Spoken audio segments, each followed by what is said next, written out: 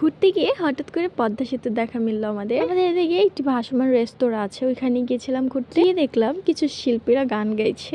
অবশ্য তাদের গানের গলা খুবই সুন্দর ছিল, অনেক ভালো লাগলো গানটা শুনে। দেন আমরা ঘুরতে ঘুরতে আমাদের সেই সেতুটির সাথে দেখা হলো। এটা আজকের জন্য আমাদের গরিবের পদ্মা সেতু।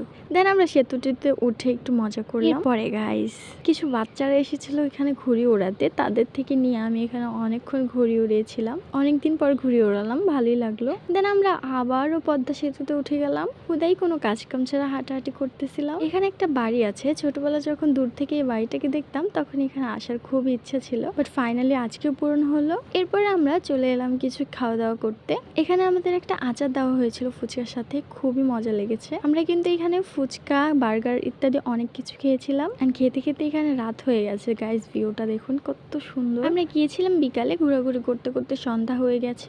আসার সময় কিউট বেবিটিকে একটু ভিডিও করে নিলাম।